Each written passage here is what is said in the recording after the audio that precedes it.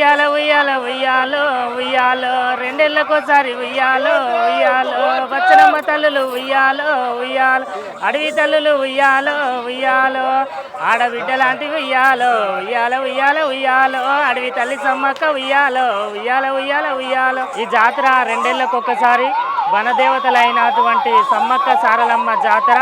మమ్మల్ని శివశక్తులు అని కూడా అంటారని.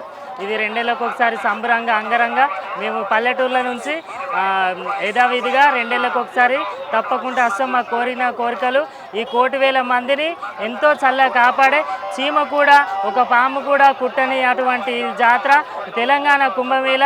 రెండేళ్ళకు ఒకసారి అంగరంగ వైభవంగా ఆ కోయ బిడ్డలైన అడవి తల్లి సమ్మక్క సారలమ్మ జాతర అంటే మాకు చాలా ఎంతో ఇష్టం.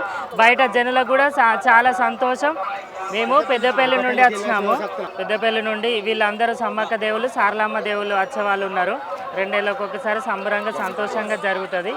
ఈ జాతరకు అనేక భక్తులు కూడా చాలామంది కోట్లాది జనంతో సంబరంగా వేచినటువంటి జాతర రెండేళ్ళకు ఒకసారి. అమ్మవారు పసుబరిని కుంకుబరిని రూపంలో మాకు దర్శనం ఇస్తుంది. ఈరోజు సాయంత్రం సారలమ్మ గద్దెపైకి రానున్నది. రేపు సమ్మక్క కూడా రానున్నది.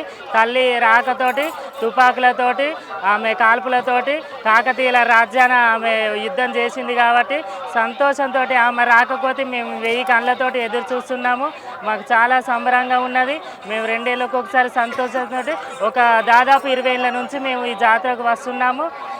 అనేక కోటి భక్తులు కూడా వస్తారు.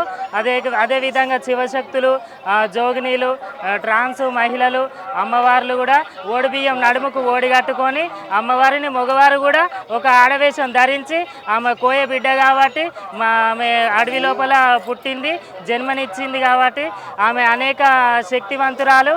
ఆమెకు ఒక చెలపేయను కూడా ఆమె సంతోషంతో ఎదుర్కోళ్ళు అనేటివి కూడా ఆమె డోలు సప్పులతోటి కోయ నృత్యాలతోటి కోయ పాటలతోటి మాకు ఎంతో ఆనందంగా ఉంటుంది.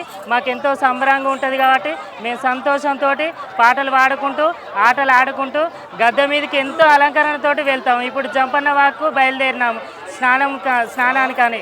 అక్కడ కూడా మేము చాలా ఆటలు ఆడుకుంటూ పాటలు పాడుకుంటూ ఉంటాము.